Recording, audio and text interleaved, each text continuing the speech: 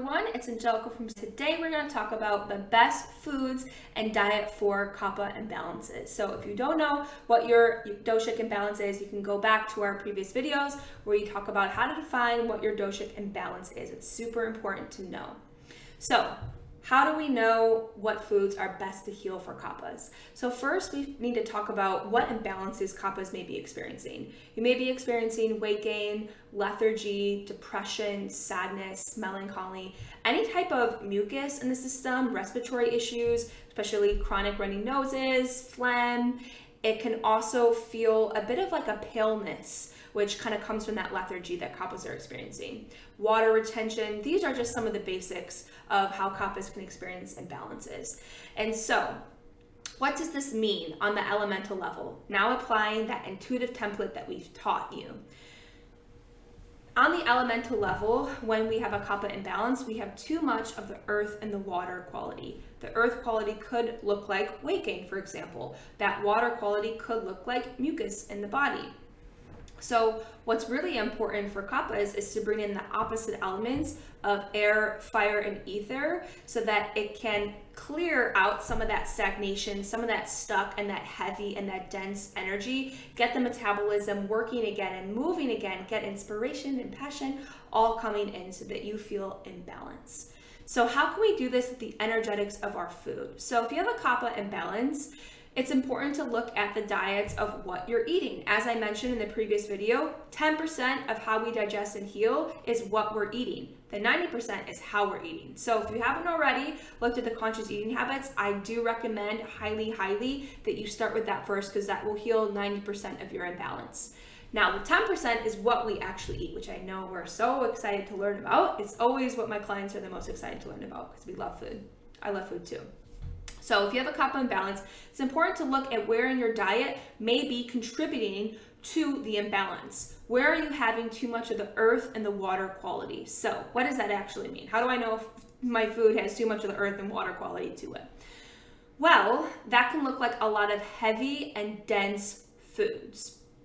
So for example, let's say you have a lot of types of breads and you have a lot of grains and you have that grains with dairy a lot. For example, pizza is a really good food that is really heavy. I'm not saying to never have pizza, but I'm saying if you're having that in excess, that could be contributing to your Kapha imbalance. Dairy is a really good example of that earth and water, that dense and stickiness. So ice cream, Kaphas, usually all Kaphas love ice cream so much, but if we have too much of that in excess, it can aggravate our Kapha and throw it out of balance. So it's important first to notice what is contributing to the imbalance first and how we can kind of pull away from that. You know, if it is a strong addiction that you have and you're like, I can't give up ice cream, that is totally fine. I never tell my clients to stop doing anything. I want you to intuitively come to the decision that it's not helping your body feel better and to slowly pull away from that habit.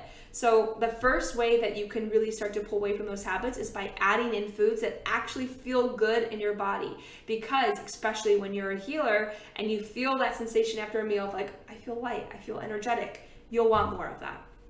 So what you need to do is bring in more fire, air, and ether into your diet. So these are just some examples. Of course, Ayurveda is very intuitive. So you really have to find what works in your body and play with these elements. Now, for the fire element, yes, foods that are warm are going to be really good for Kaphas because Kaphas tend to have a lower Agni, a lower digestive fire, and something that can really fuel that fire is having warming food. So as much as you can, if you can warm your food on the stovetop or in the oven, it's going to be really nourishing for you.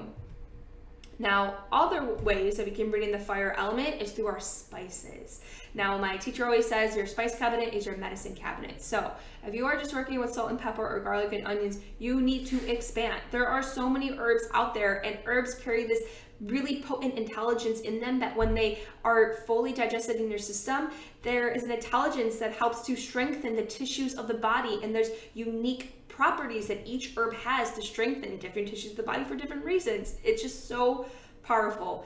Maybe we'll have a whole video on herbs and the intelligence of them because I'm super passionate about them. But just to start, for Kaphas, you want spices that have a little bit of a kick to them. So curry powders are really good because they have that stimulating effect to them. Also, cardamom and cumin, clove, when used in balance, can also help to stimulate Kapha's lower digestive system.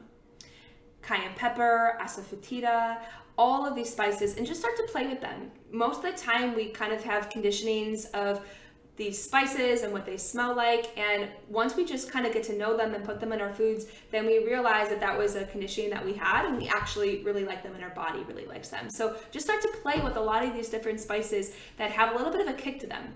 Turmeric is also good for Kaphas because it has that drying effect, and Kaphas have mostly a lot of that water and excess quality, so the turmeric can really help to clear up a lot of that water quality to them.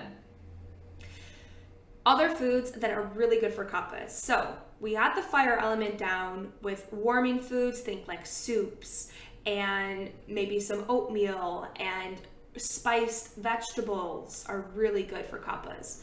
Now, how can we get that air and ether quality? So air and ether, it's light and it's drying. So we really want to start to dry the tissues of the body because that's what's going to strengthen the tissues of the body for Kaphas.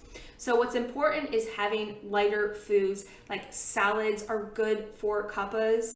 Cruciferous vegetables like Brussels sprouts, broccoli, and cauliflower, and a lot of leafy greens are going to be really good for Kaphas. So having arugula and dandelion leaf and spinach and kale are really good and nourishing for Kaphas. And I know right away initially you're probably thinking like, oh my God, these sound like the worst of the foods. I want to be eating the ice cream. I want to be eating my nourishing sweet potatoes and root vegetables, and everything is all about balance. This isn't a hard fast, you only eat salads, you only eat foods that are light. This is about just introducing some of these foods into your diet. So if you normally love to have chickpea pasta, for example, you are more than welcome. Why don't you add some Brussels sprouts to it? Just starting to slowly add these vegetables into it and see how your body responds. See how your body likes it.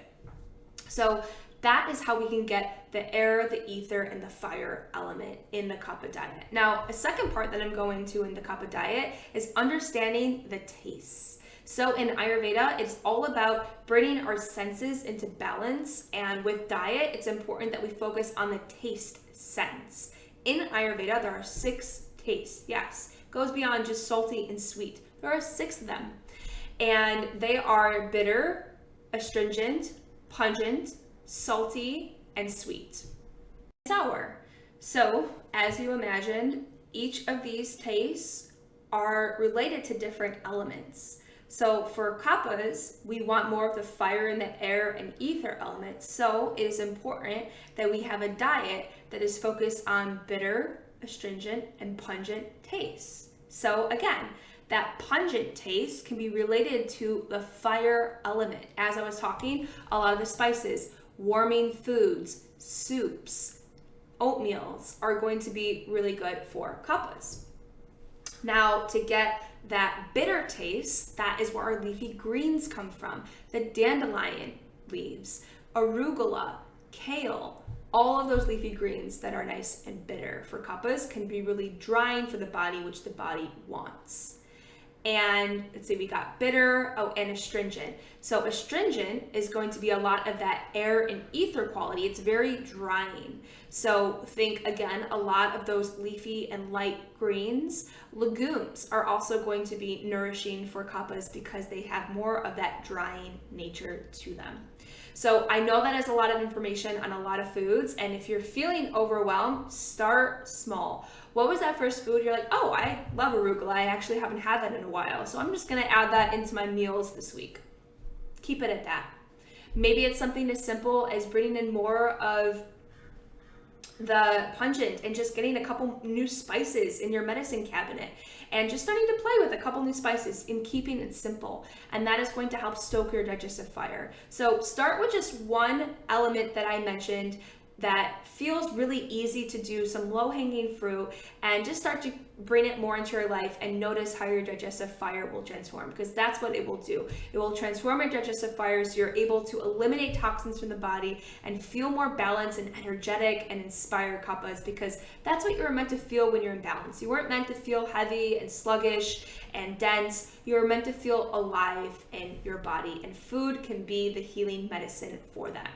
So I just wanted to close with this disclaimer because there's so many different schools of thought. So if anyone's like, oh my gosh, no, Kapha should never have oatmeal, or Kapha should never have that, I get it. There's a lot of conflicting thoughts out there. And again, that's why I am so clear about you following your intuition, you trying out these spices in your body and validating it through your own experience. That's what the Vedas says. That's what the ancient texts say, is to validate it through your own experience first. So again, I'm just giving you a guide. I'm just giving you the tools. You get to validate through this and experiment, have fun, and happy healing. The next episode, we're going to talk about Pitta diet and the best foods for Pitta.